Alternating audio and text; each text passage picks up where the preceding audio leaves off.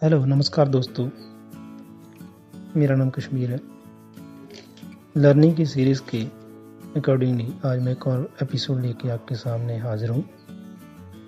जैसे कि पिछले एपिसोड में आपने देखा और सुना होगा कि जो लर्निंग की प्रोसेस है उसमें साइकोलॉजी जो है वो कैसे मदद करती है, साइकोलॉजी का एजुकेशन के साथ क्या रिश्ता है, क्या संबंध है, वो आपने समझा। इन सभी बातों से एक बात निकल के आती है कि इन सभी बातों का एजुकेशन को क्या फ़ायदा हुआ, जो इम्पोर्टेंस है, महत्वता है, जो महत्व है इसका एजुकेशन साइकोलॉजी का, वो क्या है। तो आज हम इसके बारे में बात करेंगे कि एजुकेशन को साइकोलॉजी का क्या फ़ायदा होता है, एजुकेशन के घेरे में जो भी आता है उसको साइकोलॉजी जो है कैसे फ़ायदा पहुंचाती है। तो मैं आपसे निवेदन करूंगा कि प्लीज़, ऊपर मैंने आई कार्ड दिया है, ये मेरी प्लेलिस्ट है, इस प्लेलिस्ट को आप देखिए, सारी वीडियोस देखिए, समझिए और लाइक कीजिए, सब्सक्राइब कीजिए। तो चलिए आज का टॉपिक शुरू करते हैं। साइकोलॉजी का इम्पोर्टेंस एजुकेशन में क्या है।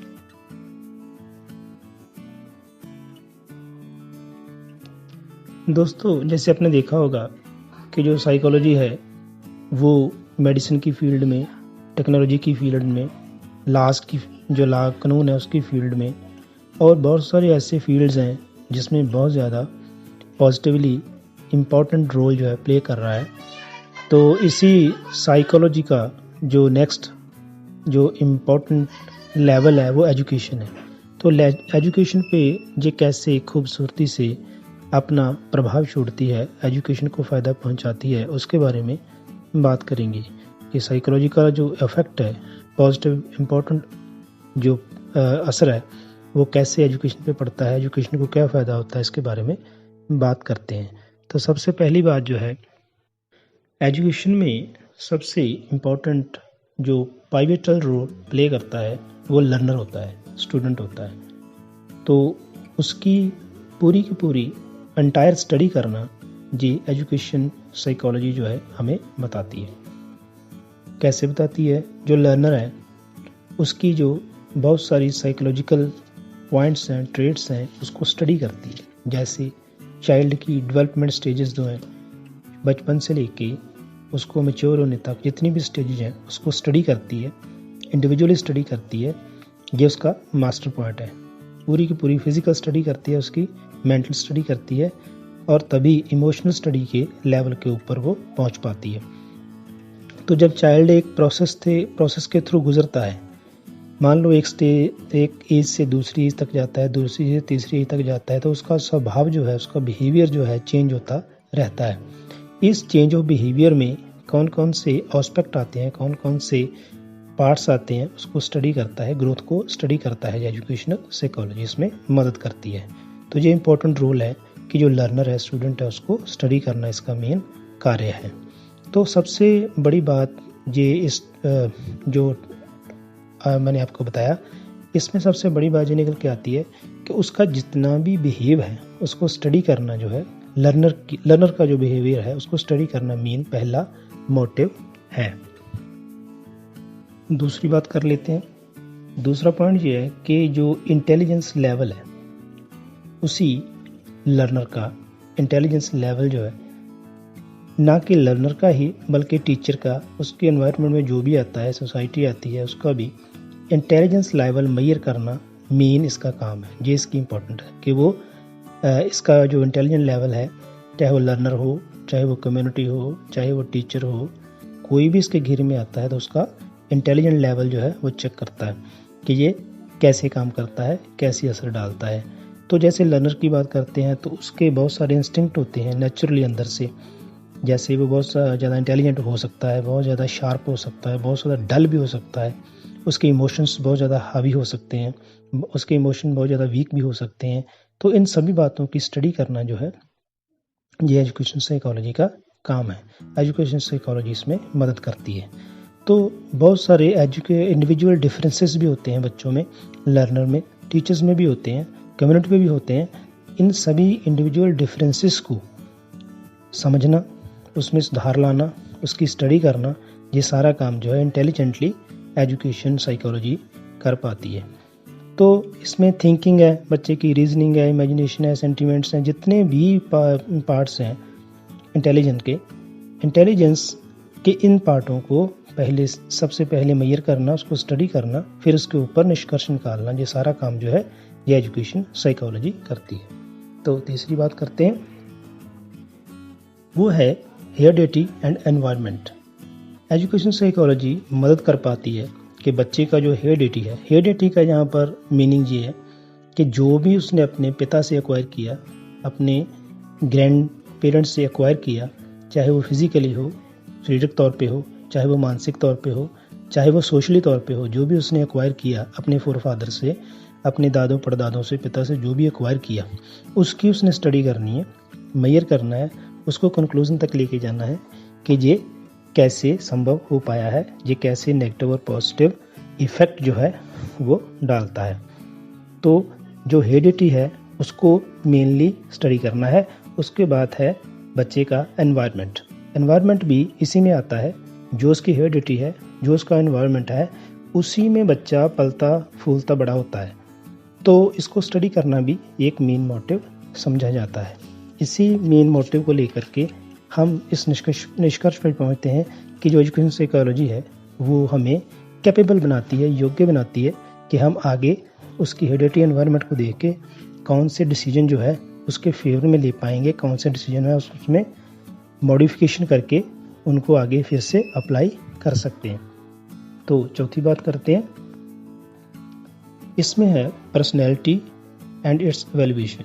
पर्सनैलिटी डेवलपमेंट जो है, जब हम पढ़ते थे तो मैं आपको बताना चाहूँगा, तब एक टीचर थे, वो अक्सर ये कहते थे तुम बड़ी कन्फ्यूज्ड पर्सनैलिटी हो। इसका मतलब ये है कि तुम्हारी पर्सनैलिटी, तुम्हारा व्यक्तित्व मेरी समझ से बाहर है। इसी को समझना ही एजुकेशन साइकोलॉजी का इम्पोर्टेंट कार्य है। पर्सनैलिटी के बहुत सारे ट्रेट्स होते हैं, बहुत सारे सब टॉपिक होते हैं, बहुत सारे क्लासिफिकेशन अगर की जाए तो बहुत सारे पार्ट ऐसे होते हैं जिनको स्टडी करना अनिवार्य होता है।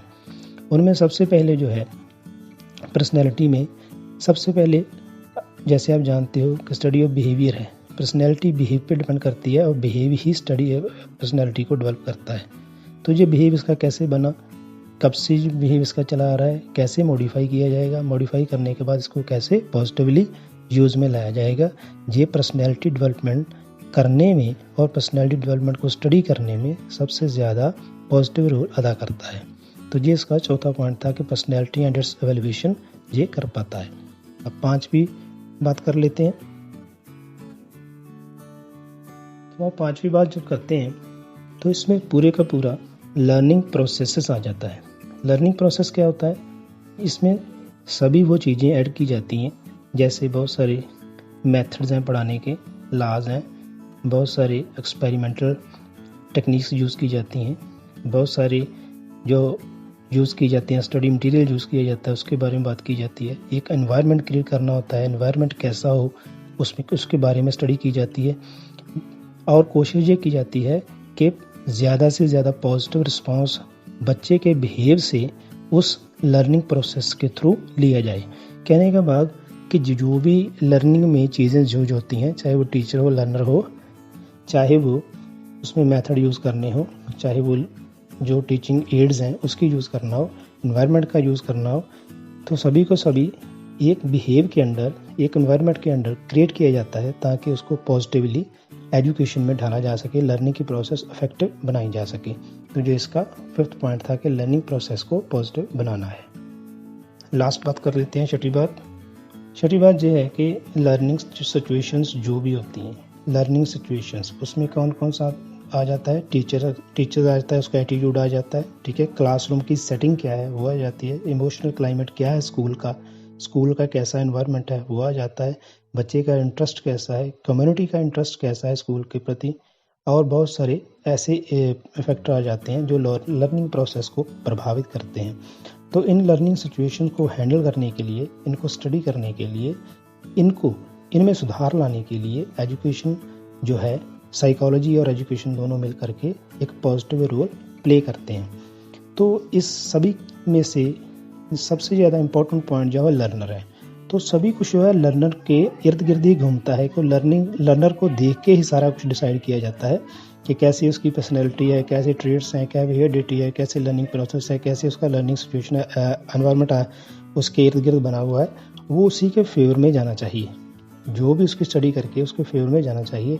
ये मेन काम है एजुकेशन साइकोलॉजी का। तो ऐसे एजुकेशन जो है 6-7 पॉइंट मैंने आपको बताए, ऐसे मदद करती है। इसका इम्पोर्टेंट जो मेन इफेक्ट है वो लर्नर होता है। मेन जो पॉइंट होता है, मेन फोकस जो होता है वो लर्नर पे होता है। तो आज आपने जाना कि कैसे जो एजुकेशन साइकोलॉजी है कैसे इफ़ेक्ट करती है हमारे एजुकेशन सिस्टम को, एजुकेशन प्रोसेस को, और कैसे फ्रूटफुली उसमें से पॉजिटिव कुछ चीज़ें निकाल करके लर्नर के लिए इस योग्य बनाती है लर्नर को कि वो आगे पॉजिटिवली सीख पाए और उसका सीखना जो है पॉजिटिव बन सके। सो आई होप कि आपको आज का ये टॉपिक पसंद आया होगा। तो आज के टॉपिक को मैं यहीं पर समाप्त करता हूँ। साथ ही आपसे निवेदन भी करता हूँ कि प्लीज़ आप मेरे इस चैनल को सब्सक्राइब कीजिए, लाइक कीजिए, शेयर कीजिए और बेल आइकन को दबाइए और ऑल पे क्लिक कीजिए ताकि आपको नोटिफिकेशन जो है साथ ही साथ मिल पाए और आप मेरे साथ जुड़े रहो। सो आज का ये एपिसोड मैं यहीं समाप्त करता हूँ। नेक्स्ट एपिसोड में फिर से मुलाकात होगी। तब तक के लिए नमस्कार, धन्यवाद।